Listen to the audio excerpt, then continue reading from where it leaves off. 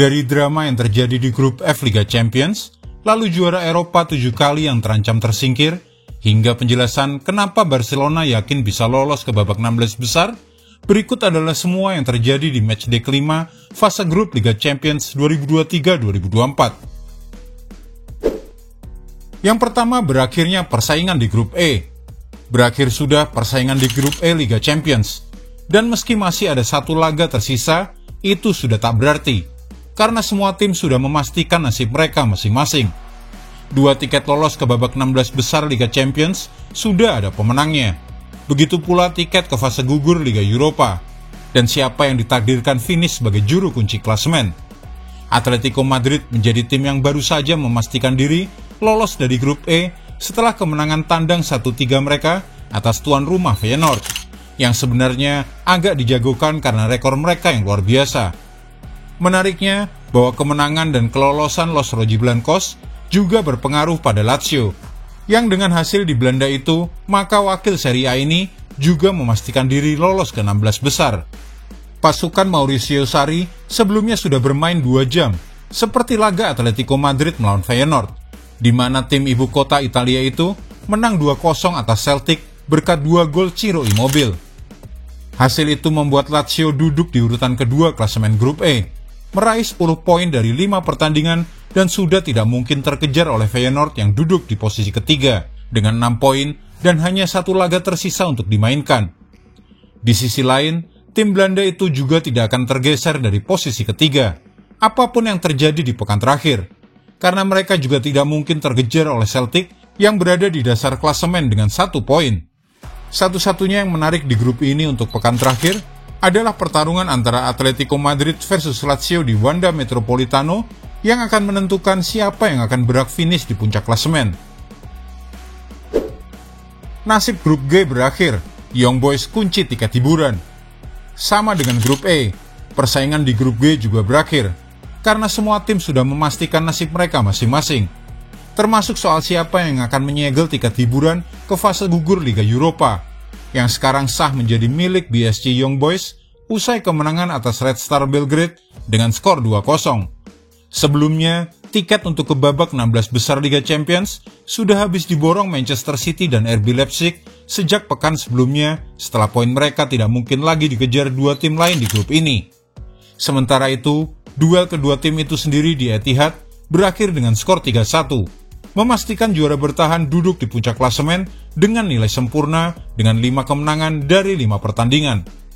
Memang di pertandingan terakhir, Red Star Belgrade dengan 1 poin masih bisa menyamai perolehan poin BSC Young Boys, namun kemenangan 2-0 ini berarti tim Swiss unggul head-to-head atas tim Serbia itu. Jadi begini, dalam aturan fase grup Liga Champions, ketika 2 tim memiliki poin yang sama, maka penentuan pertama adalah head-to-head di antara kedua tim, dan ini sudah pasti Young Boys unggul. Di pertemuan pertama di Serbia, kedua tim bermain imbang dengan skor 2-2, dan sekarang dalam pertemuan terbaru di Swiss, Young Boys mengungguli Red Star dengan skor 2-0. Artinya urutan klasemen yaitu Manchester City dengan 15 poin, RB Leipzig 9 poin, Young Boys 4 poin, dan Red Star Belgrade 1 poin tidak akan berubah, apapun perubahan poin mereka di pekan terakhir nanti. Barcelona ketemu lawan mudah di matchday terakhir. Barcelona dipastikan lolos ke tahap 16 besar sebagai juara grup H setelah menang 2-1 atas FC Porto. Ketiga gol ini melibatkan pemain Portugal. Pepe sebagai pencetak gol tim tamu, Joao Cancelo yang mencatatkan gol pertama Blaugrana, dan Joao Felix gol kedua dari tuan rumah. Xavi dan anak buahnya juga akan merasa sangat lega dijadwalkan bertemu tim paling lemah di grup H pada matchday terakhir nanti, yaitu Royal Antwerp. Jumlah nilai mereka saat ini 12 dan diprediksi akan meningkat menjadi 15 poin usai matchday ke-6. Andai sama poin, kok bisa Barcelona juara grup H? Andaikan Barcelona kalah pada matchday ke-6, nilai tetap 12. Lalu salah satu dari FC Porto atau Shakhtar Donetsk menang dan meraih nilai 12. Sama banyaknya kan? Kok bisa yakin Blaugrana juara grup H? Begini penjelasannya. Betul bahwa pasukan Xavi bisa saja terpleset dan kalah saat mereka tandang ke Royal Antwerp pada pekan ke-6 pertengahan Desember nanti. Lalu salah satu dari Dragoes atau Shakhtar menang saat mereka mencoba saling mengalahkan pada hari yang sama. Nilai mereka akan sama 12 poin. Tetapi kita perlu melihat prinsip tiebreaker di Liga Champions. Aturan yang berlaku saat ini memihak Barca karena mensyaratkan head-to-head.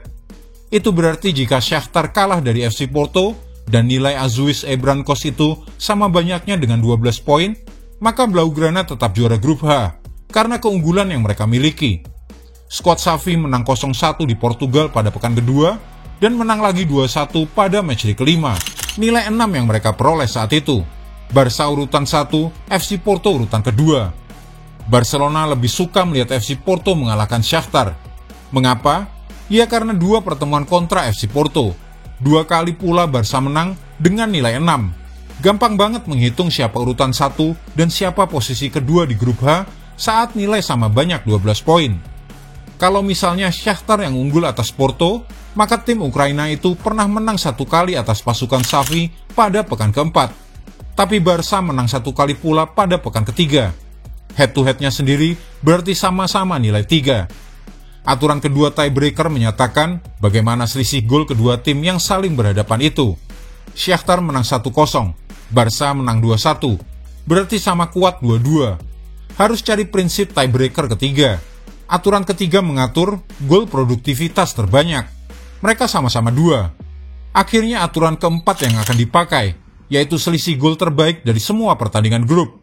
Dalam hal ini dan saat ini, Barca masih unggul karena memiliki selisih gol plus 7 dari hasil 10 memasukkan dan 3 kebobolan. Katakanlah pada matchday terakhir, Blaugrana kalah 1-0 di kandang Antwerp, maka selisih golnya menipis menjadi plus 6. Lalu katakanlah Shakhtar menang 1-0 atas Porto pada pekan terakhir, maka selisih golnya yang saat ini 7-7 atau 0 akan berubah menjadi 8-7 atau plus 1. Masih lebih unggul Joao Felix dan rekan-rekannya. Jadi, asalkan kekalahan Blaugrana di hari terakhir tidak lebih besar daripada selisih gol Shakhtar saat ini ditambah 7 gol, maka skenario Barcelona lolos sebagai juara grup H masih berlaku. Paham? Kalau bingung maka saya juga sama bingungnya.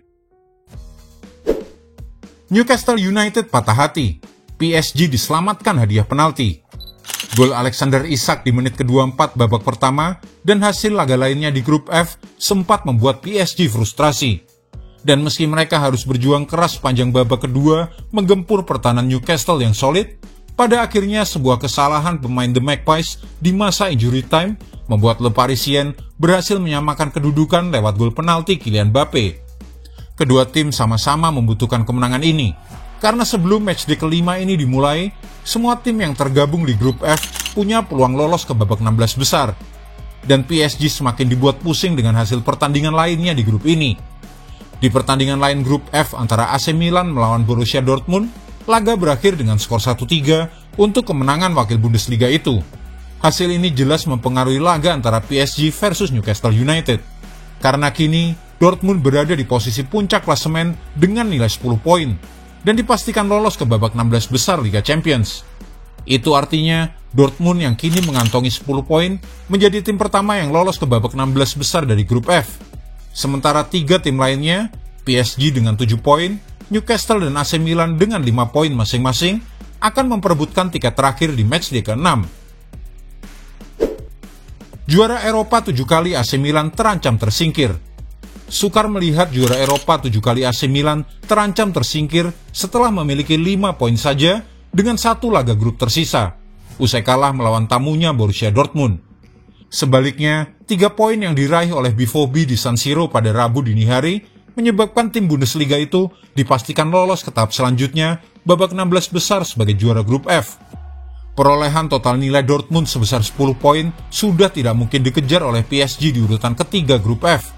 Bahkan kalaupun Dortmund kalah pada pekan terakhir kontra PSG, dan di saat yang sama Newcastle United menang atas Milan serta menyamai perolehan nilai tim kuning, posisi BVB sebagai juara grup tidak akan tergoyahkan.